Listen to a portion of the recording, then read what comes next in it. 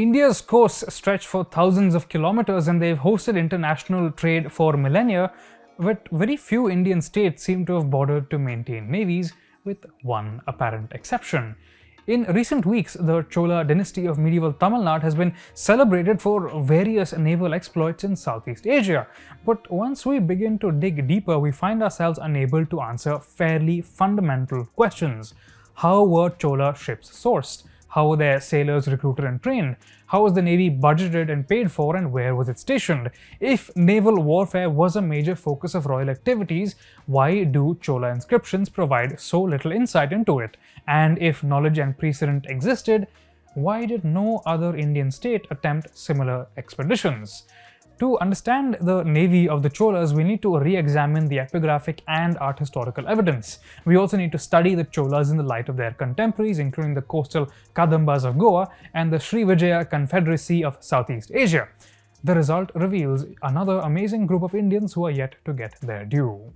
From the early 20th century onwards, the Cholas have been seen as ancestors of the contemporary Indian state.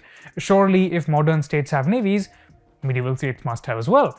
In various inscriptions, the early king Parantaka described his raids in Sri Lanka. The famous Rajaraja I claimed to have cut the ships of his rivals at Kandalur, a port in present-day Kerala, and to have conquered the 10,000 islands of the ancient sea. His son Rajendra I said he had dispatched innumerable ships over the rolling waves to attack ports in present-day Malaysia and Indonesia.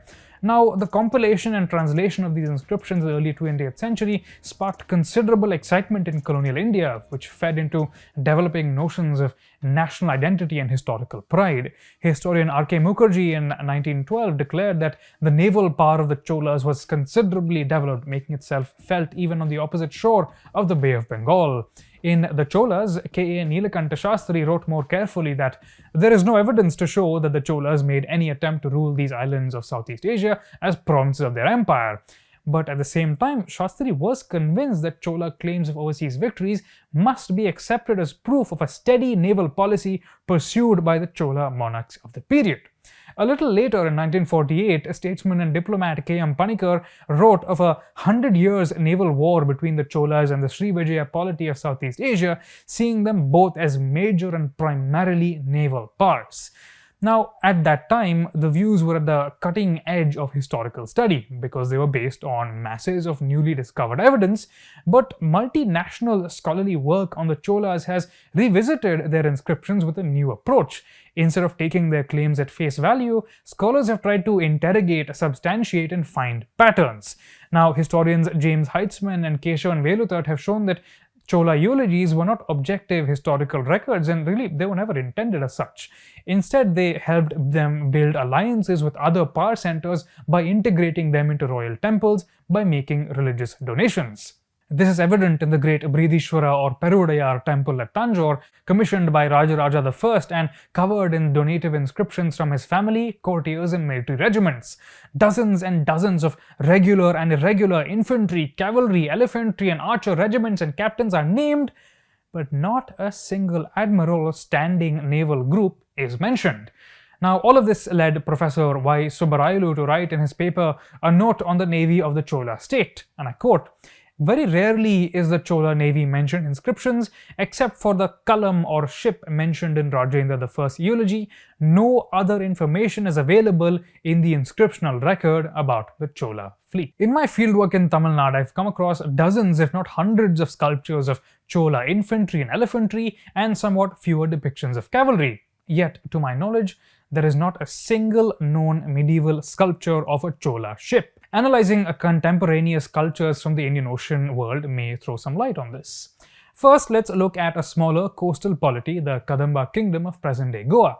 Now, the Kadambas have left behind dozens of memorial stones depicting aristocrats and even kings participating in pitched naval battles in oared galleys. Now, this makes sense because in comparison to India's broad and agrarian east coast, the Konkan coast has typically been home to small, independent, and sometimes piratical states which the Kadambas needed to subjugate.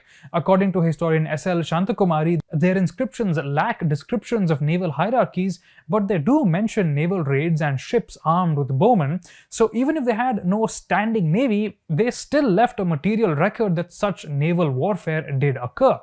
Now let's look at the other side of the Indian Ocean, at the Srivijaya Confederacy of Southeast Asia, which had a pretty different situation. Srivijaya was a network of ports dotting the coast of present-day Malaysia and eastern Indonesia, which controlled the trade with China through the Malacca Strait. In an eye-opening paper, historian Derek Hung has argued that though Srivijaya was dependent on commerce, it didn't have dedicated navies till the 1100s. Both Chinese travelers and Srivijaya inscriptions indicate that up to and during the time of Rajendra Chola, the ships owned by the Srivijaya king were mostly intended for transporting goods and passengers. Only occasionally were they repurposed as troop transports to bully nearby ports. Even then, most troops still moved over land, and keep in mind this is an island archipelago. In very rare cases did they actually use ships. So this might indicate to us the logistical complexity of transporting people overseas in the medieval period. So taken together, all these provide some clues and explanations as to why Chola visual and epigraphical sources don't mention their naval forces. If the Cholas used a standing navy to conquer Lanka and Kedah, why would their naval command be excluded from making temple gifts and inscriptions? Why would their artisans never depict naval battles and ships?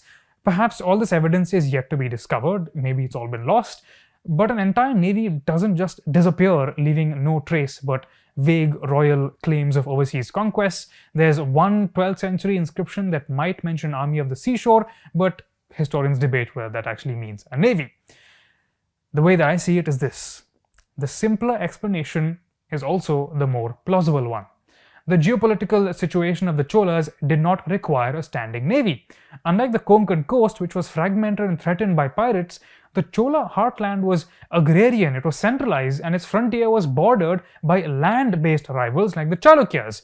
A land army and a temple-based agrarian revenue system served its needs better than expensive ocean-going forces. The expeditions to Sri Lanka, the Ganga, and Southeast Asia, I think, were brilliant but most likely ad hoc operations. Ships used in these expeditions were requisitioned or hired. They weren't maintained year-round as part of the court's budget. They were also not warships but troop transports, and they were not sourced by a naval bureaucracy but more likely by Tamil merchant corporations. Corporate South Indian merchant bodies like the Ainut River or 500 were the true engines of Chola maritime activity. As historian Mira Abraham writes in Two Medieval Merchant Guilds of South India, they were comprised not just of traders but also landowners, scribes, Brahmins, and hereditary warriors. Richa Lee's doctoral work at Columbia shows that various franchises of the 500 followed in the wake of Chola armies, establishing outposts in frontiers like South Karnataka and northern Sri Lanka. As such, these merchant corporations had formidable logistical capacities which may have been available to Chola forces, who generated demand for food and for luxury products. Crucially, Professor Subrailu points out that the few Tamil inscriptions which do mention ships relate to merchants levying taxes on them. The largest classes of these ships were called Markalam, literally wooden ships, and Dhoni. Particularly large dhonis, called Yatra dhonis, plied the waters of the Bay of Bengal until 1930 and could displace upwards of 150 tons of water. These were large and open-hulled with thatched roofs and multiple sails, and were capable of transporting passengers and goods across the Indian Ocean. They made annual voyages to Southeast Asia, and with their customizable holds, they could easily be repurposed for military transport. Now, in this light, if you look at Rajendra Chola's Ganga campaign in 1024-1025 and his 1025-1026 raid on Kedah, all these make a lot more sense. Now, philologist Whitney Cox notes that when eulogizing his Ganga expedition, Rajendra's inscriptions mostly provide stylized descriptions of conquered regions in line with the conventions of medieval eulogies. These aren't intended as objective facts, but to reflect the vast geographic and diplomatic awareness of the Chola court. The exception is when they refer to verifiable incidents like the capture of an enemy king in Jajpur, Odisha, and the defeat of 3 kings in Bengal. Historian Richard H. Davis writes that Chola kings ceremonially displayed war loot as proof of their military prowess. Naturally then, Rajendra must have had loot from Jajpur and some Bengali towns to display to support his inscriptions. The Ganga expedition wasn't a campaign of conquest but a lightning raid with limited objectives.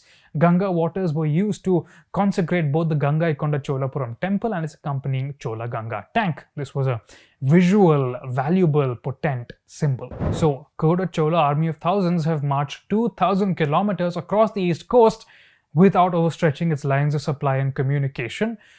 Maybe technically, but it would have been risky in the extreme. On the other hand, it would have been much easier and safer to transport the army's supplies by sea on a merchant flotilla. It would then be a natural leap to transport some army regiments on their ships. They could take enemies by surprise without risking a pitched battle.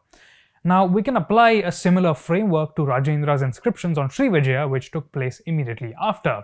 The descriptions of most conquered ports are vague and literary, with the sole exception of Kedah, which was the only city within Srivijaya which we know had diplomatic ties with the Chola court.